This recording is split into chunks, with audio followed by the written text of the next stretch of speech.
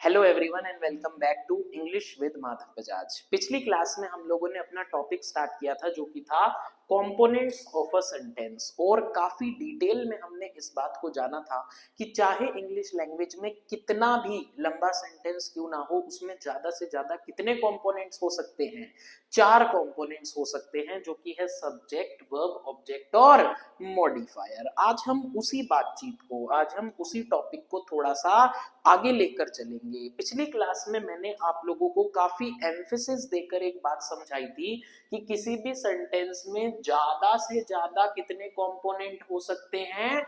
4। मैंने क्या बताया था कि ज्यादा से ज्यादा कितने कंपोनेंट हो सकते हैं। 4। तो हमारे मन में एक बहुत ही वैलिड क्वेश्चन आना चाहिए, जो कि ये है कि मैक्सिमम से मैक्सिमम 4 हो सकते हैं, तो क्या इससे कम में काम चलेगा? क्या इससे कम में काम चलेगा? तो कितने कम में काम चलेगा, चलेगा या नहीं, यही आज हम डिस्कस करेंगे। इस वजह से आज की हमारी क्लास का टॉपिक होगा कंप्लीट सेंटेंस। हमने ये तो समझ लिया कि मैक्सिमम से मैक्सिमम कितने कंपोनेंट्स हो सकते हैं, 4, पर बेयर मिनिमम कितने होने ही चाहिए एक सेंटेंस की एग्जिस्टेंस के लिए, देखेंगे।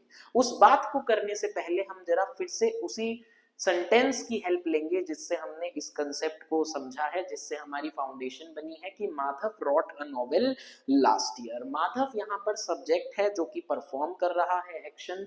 रॉट हमारा वर्ब है जो कि हमें बता रहा है कौन सा एक्शन किया जा रहा है। अ नॉवेल हमारी ऑब्जेक्ट है और लास्ट ईयर है मॉडिफायर। मैं याद दिला दूं मॉडिफायर क्या होता है। मॉडिफायर एक ऐसा कंपोनेंट होता है जो कि या तो बताता है टाइम, या फिर बताता है प्लेस, और या फिर बताता है मैनर। ठीक है, अब ये जो लास्ट ईयर है ये है मॉडिफायर ऑफ टाइम। ये हमें क्या बताने का काम कर रहा है? टाइम बताने का काम कर रहा है। अब सपोज कीजिए कि इस सेंटेंस में से मैं ये फुल स्टॉप उठाकर यहां लगा दूं और मैं मॉडिफायर को उड़ा दूं सपोज कीजिए। तो अब हमारे पास सेंटेंस कितना बचा? Madhav wrote a novel. अब आप लोग अपने दिल पर हाथ रखिए और मुझे बताइए कि माधव रॉट अ नॉवेल, क्या इस सेंटेंस को पढ़कर आपके दिल में कुछ कुछ होता है? दिल में कुछ कुछ होता है क्या मतलब कि क्या अभी भी इस सेंटेंस का कोई मीनिंग निकलता है कि Madhav wrote a novel, Madhav ने एक नॉवेल लिखी? हाँ, अभी भी इसका एक बहुत ही वैलिड मीनिंग निकलता है। वो नहीं बता रहा कि उसने कब लिखी, कहां लिखी, कैसे लिखी, पर अभी भी ये सेंटेंस अपने आप में वैलिड है, कंप्लीट है। तो इससे हम क्या कंक्लूड करेंगे? इससे हम ये कंक्लूड करेंगे कि किसी भी सेंटेंस के अंदर जो मॉडिफायर है दैट इज ऑप्शनल। वो कैसा है? वो ऑप्शनल है कि अगर मॉडिफायर है तो बल्ले बल्ले, अगर नहीं है तो भी बल्ले बल्ले। ठीक है, तो मॉडिफायर कैसी चीज है? ऑप्शनल, मतलब कि इट इज नॉट कंपल्सरी। ठीक है, सेंटेंस में मॉडिफायर के होने या ना होने से उसकी कंप्लीटनेस या उसकी इनकम्प्लीटनेस पर कोई फर्क नहीं पड़ता। अब हम जरा एक कदम और आगे चलते हैं। सपोज कीजिए मैंने ये फुल स्टॉप यहां से उठाकर अब यहां लगा दिया। क्या मतलब है कि मैंने इस बार ऑब्जेक्ट को भी आउट कर दिया। अब जरा इस सेंटेंस को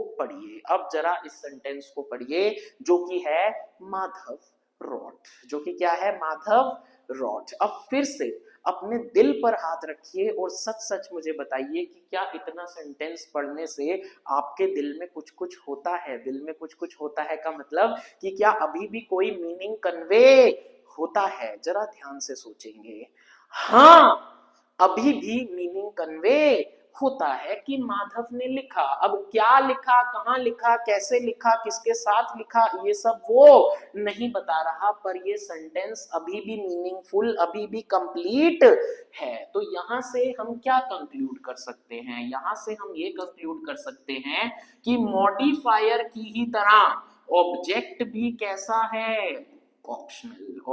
कैसा है? ऑप्शनल, यानी कि ये भी मैंडेटरी, ये भी कंपलसरी नहीं है। अगर है तो बल्ले बल्ले, नहीं है तो भी बल्ले बल्ले। ठीक है, मुझे उम्मीद है ये बात समझ आई होगी। और अगर किसी को डाउट है कि नहीं यार माधव ये तो अच्छा नहीं लग रहा, एक मैं और एग्जांपल देता हूं। देखो सपोज करो मैंने लिखा बर्ड्स फ्लाई, ये सेंटेंस तो बिल्कुल ठीक है, मुझे लगता है जिनको डाउट होगा उनका क्लियर हो जाएगा। बर्ड्स यहाँ पर हमारा सब्जेक्ट है और फ्लाई वर्ब है। इस सेंटेंस को और किसी की जरूरत नहीं है, ना तो इसमें ऑब्जेक्ट है और ना ही इसमें मॉडिफायर है। अब इस पूरी बातचीत के बाद अगर मैं एक सिचुएशन और समझूं, अब सपोज करो मैंने ये फुल स्टॉप यहां से भी हटा दिया और इसे यहां लगा दिया, यानी कि मैंने अब वर्ब को भी हटा दिया, तो अब हमारे पास क्या बचा, सिर्फ माधव। क्या अब ये एक सेंटेंस कहलाने लायक है? ना बाबू, ये तो सिर्फ और सिर्फ एक वर्ड है, एक नाउन है। बात समझ में आ रही है? अब इस पूरी बातचीत से हमें कंक्लूड क्या करना है, इस पूरी बातचीत के बेसिस पर हम अपना आज का टॉपिक समझेंगे, जो कि है कंप्लीट सेंटेंस। जो कि क्या है? Complete sentence. कि कब हम एक सेंटेंस को कंप्लीट बोल सकते हैं, उसमें मिनिमम क्या चीजें होनी चाहिए कि उसे कंप्लीट कहा जा सके। अब जब मैंने कंपोनेंट्स ऑफ सेंटेंस पढ़ाए थे तो मैंने खुद ही बताया था कि ज्यादा से ज्यादा कितने कंपोनेंट हो सकते हैं, 4। पर किसी सेंटेंस के कंप्लीट होने के लिए हमें चाहिए मिनिमम 3 चीजें। हमें क्या चाहिए? मिनिमम 3 चीजें। जरा ध्यान से देखेंगे कि ये 3 चीजें कौन कौन सी हैं। सबसे पहले तो एक सेंटेंस को कंप्लीट होने के लिए उसमें होना चाहिए क्या? सब्जेक्ट। क्या होना ही चाहिए? सब्जेक्ट। दूसरा, उसके कंप्लीट होने के लिए उसमें होना चाहिए एक वर्ब। क्या होना चाहिए? एक वर्ब। और तीसरा, बड़े सारे लोगों के मन में आएगा कि तीसरा तो ऑब्जेक्ट ही होगा, पर जरा याद करो बीड़ू ये वाले सेंटेंस को। इस सेंटेंस के अंदर तो ऑब्जेक्ट है ही नहीं, ये तो तब भी कंप्लीट सेंटेंस है। माधव रोट जब हमने लिखा था तब भी हमने उसे कंप्लीट माना था। तो जो तीसरी चीज की रिक्वायरमेंट है वो ऑब्जेक्ट नहीं है, बल्कि वो एक नया खिलाड़ी है जिसको हम कहते हैं क्लियर थॉट। क्या कहते हैं? Clear thought. अब ये क्लियर थॉट का क्या मतलब है? क्लियर थॉट का सिंपल सा मीनिंग है कि जो भी हम बात कर रहे हैं वो कैसी होनी चाहिए? मीनिंगफुल होनी चाहिए। कैसी होनी चाहिए? मीनिंगफुल होनी चाहिए। अब इस बीमारी का मतलब आपको जरा 2 मिनट के अंदर अच्छे से समझ में आएगा। देखेंगे जरा हम कंप्लीट सेंटेंस को चेक करने के लिए कुछ एग्जाम्पल्स का इस्तेमाल करेंगे और फिर हम चेक करेंगे कि क्या उनके अंदर सब्जेक्ट है, क्या उनके अंदर वर्ब है, क्या उनके अंदर सीटी है। सीटी का मतलब है क्लियर थॉट। और फिर हम फाइनली देखेंगे कि क्या हम उन्हें कंप्लीट सेंटेंस कह सकते हैं या नहीं। जरा एक एक करके मेरे साथ चलेंगे। सपोज कीजिए हमने एक एग्जांपल लिया कि मैंने बोला माधव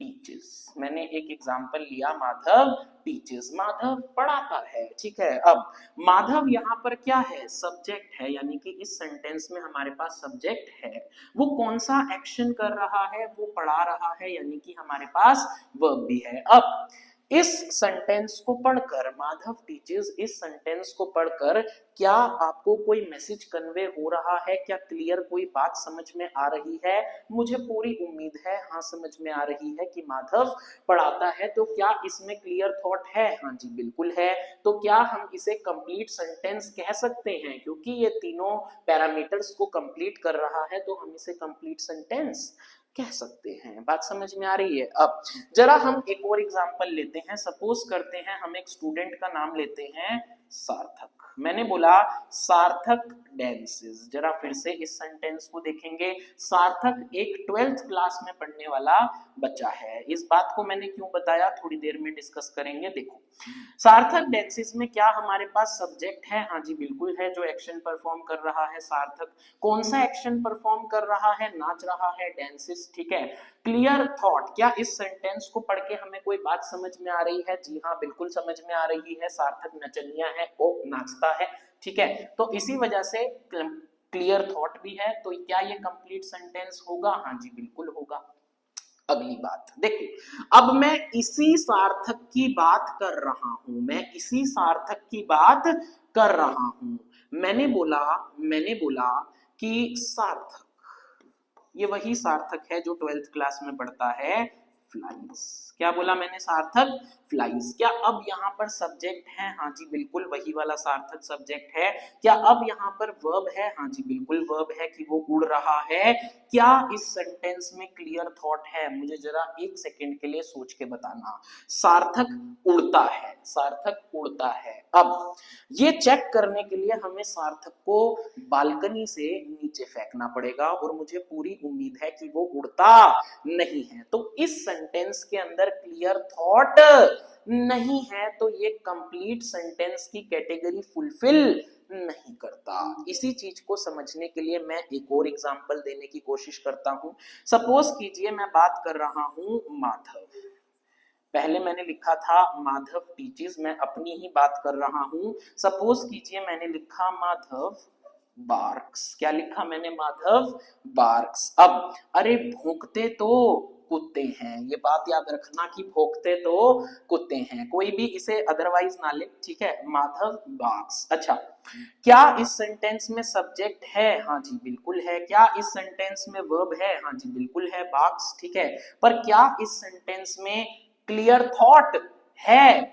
मेरे हिसाब से तो बिल्कुल नहीं है, क्योंकि माधव बार्क नहीं करता, माधव तो स्पीक करता है। तो यहाँ पर हो सकता था माधव स्पीक्स, पर क्योंकि यहाँ पर बार्क्स है तो यहाँ पर क्लियर थॉट नहीं है, इसी वजह से ये कंप्लीट सेंटेंस भी नहीं है। तो मुझे उम्मीद है कि अब आपको इस बीमारी, इस क्लियर थॉट का मीनिंग क्लियर हो गया होगा, ठीक है। तो आज की क्लास में हमने क्या समझा? आज की क्लास में सबसे पहले हमने ये रिवाइज किया कि हमारे पास टोटल कंपोनेंट्स होते हैं 4, सब्जेक्ट, वर्ब, ऑब्जेक्ट और मॉडिफायर। पर किसी सेंटेंस के कंप्लीट होने के लिए इन चारों की हमेशा नीड नहीं होती। हमारे पास 3 चीजें होनी चाहिए किसी भी सेंटेंस को कंप्लीट डिक्लेयर करने के लिए, which are subject, verb and clear thought. तो मुझे उम्मीद है आपको ये बात क्लियर हुई होगी। डिस्क्रिप्शन में इसी टॉपिक पर बेस्ड एक बहुत ही अच्छी वर्कशीट है, तो प्लीज आप उसे अटेम्प्ट करिए और उसके सॉल्यूशंस भी मैंने अपलोड कर दिए हैं। Thank you so much.